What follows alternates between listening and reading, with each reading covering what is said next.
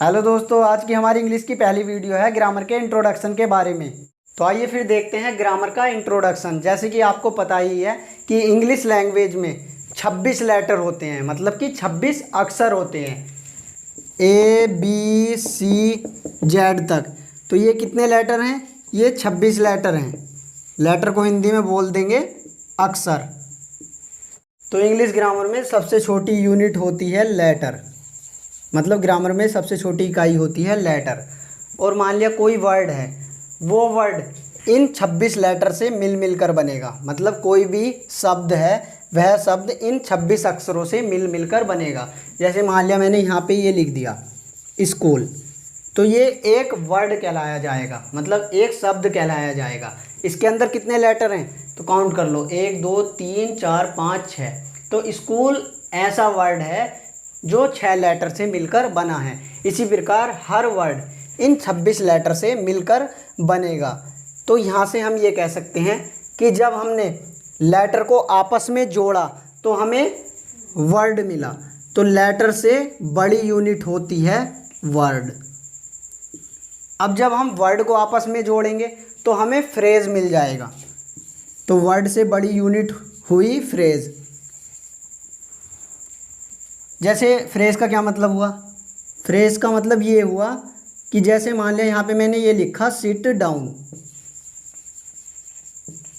तो ये जो है पूरा यह कितने वर्ड से मिलके बना है? 2 वर्ड से मिलके बना है, एक सिट से और एक डाउन से। तो मतलब इसमें 2 वर्ड हैं। तो जब हम वर्ड को आपस में जोड़ देंगे तो हमें फ्रेज मिल जाएगा। फ्रेज का ये मतलब होता है कि शब्दों का वह समूह जिस समूह में ना तो सब्जेक्ट आए और ना ही वर्ब आए, फिर भी वह समूह एक कंप्लीट मीनिंग दे, उस समूह का ठीक ठाक मतलब निकले, तो ऐसे समूह को फ्रेज बोलते हैं। जैसे हमने इसकी हिंदी निकाली तो सिट डाउन का मतलब हुआ बैठ जाइए। तो इस सिट डाउन में ना तो कहीं पे सब्जेक्ट है और ना ही कहीं पे वर्ब है, फिर भी यह एक कंप्लीट अर्थ दे रहा है, मतलब कंप्लीट मीनिंग दे रहा है। तो शब्दों का वह समूह जिसमें ना तो सब्जेक्ट आए और ना ही वर्ब आए और वह एक कंप्लीट मीनिंग दे, तो ऐसे समूह को हम फ्रेज बोलते हैं। तो जब हम वर्ड को आपस में जोड़ देंगे, वर्डों को आपस में जोड़ देंगे तो हमें फ्रेज मिल जाएगा। तो वर्ड से बड़ी यूनिट हुई फ्रेज। फ्रेज को आपस में जोड़ कर हमें क्लोज मिलता है। तो फ्रेज से बड़ी यूनिट हुई क्लोज। क्लोज का मतलब क्या हुआ? क्लोज का ये मतलब है कि शब्दों का वह समूह जिस समूह में सब्जेक्ट भी आए और वर्ब भी आए और वह समूह पूरा एक कंप्लीट मीनिंग दे, तो ऐसे समूह को क्लोज बोलते हैं। जैसे मान लिया मैंने यहाँ पे ये लिख दिया, Ram is going to school, तो ये एक पूरा समूह कहलाया जाएगा। इस समूह के अंदर कितने वर्ड हैं काउंट कर लो, 1 2 3 4 5। तो इस समूह में 5 वर्ड हैं। तो इस समूह में सब्जेक्ट भी है जो कि राम है, और इस समूह में वर्ब भी है जो कि इज है। और जब हमने इसका मतलब निकाला तो मतलब क्या निकला? राम स्कूल जा रहा है। तो यह समूह ऐसा है कि जिस समूह में सब्जेक्ट भी आ रहा है और वर्ब भी आ रही है और कंप्लीट मीनिंग भी दे रहा है। तो शब्दों का वह समूह जिसमें सब्जेक्ट भी होता है, वर्ब भी होती है और वह समूह एक कंप्लीट मीनिंग दे, तो ऐसे समूह को क्लोज बोलते हैं। तो फ्रेज को आपस में जोड़ने पर क्लोज मिल गया। जब हम क्लोज को आपस में जोड़ेंगे तो हमें सेंटेंस प्राप्त हो जाएगा। जैसे कि मैंने यहाँ पे ये लिखा, Ram is a good boy and he is intelligent.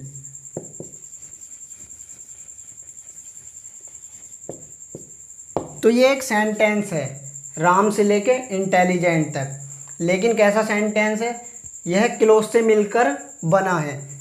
जैसे Ram is a good boy, तो राम से लेके गुड बॉय तक पहला क्लोज है, और दूसरा क्लोज ही इज इंटेलिजेंट है। तो यह एक ऐसा सेंटेंस है जो 2 क्लोज से मिलकर बना है। ये भी सेंटेंस है, Ram is going to school, मतलब ये सेंटेंस भी है और क्लोज भी है। तो यह ऐसा सेंटेंस है जो एक क्लोज से मिलकर बना है, और यह ऐसा सेंटेंस है जो 2 क्लोज से मिलकर बना है।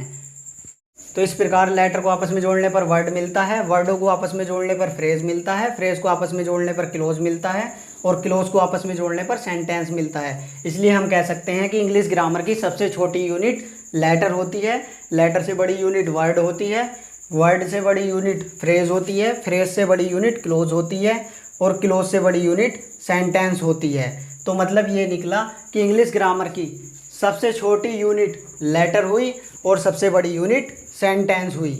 तो आज की इंट्रोडक्शन की क्लास में जो ये दो वर्ड आए हैं फ्रेज और क्लोज, इनके ऊपर सेपरेट वीडियो बनाएंगे। आगे आप टेंशन मत लो, अच्छे से समझाया जाएगा कि फ्रेज और क्लोज क्या होते हैं। आज तो केवल इंट्रोडक्शन ही था, कल से हम अपने चैप्टर शुरू कर देंगे और चैप्टर वाइज ही वीडियो बनाएंगे। चैप्टर वाइज में भी टॉपिक वाइज वीडियो बनाएंगे ताकि वीडियो की टाइमिंग लंबी ना हो। आज तो केवल इंट्रोडक्शन ही था, कल से हम अपने चैप्टर शुरू कर देंगे और चैप्टर वाइज ही वीडियो बनाएंगे। चैप्टर वाइज में भी टॉपिक वाइज वीडियो बनाएंगे ताकि वीडियो की टाइमिंग लंबी ना हो। और सारी वीडियो इतनी आसान भाषा में आएंगी, जिनकी इंग्लिश कमज़ोर है उनके भी समझ में आए। बस मेरा इतना सा सजेशन है कि वो प्ले लिस्ट में शुरू से ही वीडियो देखें। अगर वो ऐसा करेंगे तो 100% उन्हें इंग्लिश भी ईजी लगने लगेगी। मैं आपको कुछ रियलिटी बताना चाहता हूँ कि जैसे कि ज़्यादातर स्टूडेंट्स इन 3 सब्जेक्ट को ही पढ़ते हैं, मैथ्स, जीएस, रीजनिंग। इंग्लिश को बिल्कुल नहीं पढ़ते। तो हमें इंग्लिश पे भी ध्यान देना चाहिए। इंग्लिश के लिए तो आधा घंटा ही काफ़ी है। अगर आप रोज़ इंग्लिश को आधा घंटा दोगे तो आपकी इंग्लिश भी काफ़ी अच्छी होती चली जाएगी। जैसे कि मान लिया आप मैथ्स को 2 से 3 घंटे देते हो, जीएस को भी 1 घंटा पढ़ते हो रोज़, रीजनिंग को भी 1 घंटा पढ़ते हो।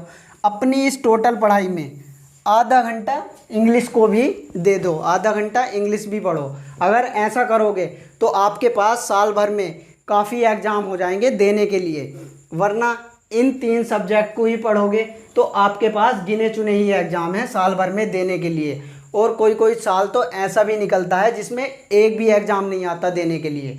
जिन एग्ज़ाम में इंग्लिश आती है वो एग्ज़ाम फिक्स होते हैं कि साल में 1 बार होना है या साल में 2 बार होना है। साल में 1 बार होना है तो हर साल होगा ही होगा, साल में 2 बार होना है तो साल में 2 बार होगा ही होगा। इसलिए इंग्लिश को भी ध्यान दो, इंग्लिश के लिए भी आधा घंटा निकालो, आधा घंटा ही काफ़ी है।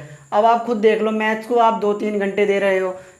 हालांकि चलो मान लिया मैथ्स ऐसा सब्जेक्ट है, प्रैक्टिस वाला सब्जेक्ट है, इसे ज़्यादा समय चाहिए भी। और जीएस को भी रोज़ पढ़ रहे हो, रीजनिंग को भी रोज़ पढ़ रहे हो और इसे बिल्कुल इग्नोर मार दिया इंग्लिश को। इंग्लिश की आपकी आधे घंटे की मेहनत आपको कर्मचारी से सीधा अधिकारी बना सकती है। ये ऐसा सब्जेक्ट है इंग्लिश। तो मिलते हैं कल की नाउन वाली वीडियो में। तो तब तक के लिए सीखते रहो और आगे बढ़ते रहो।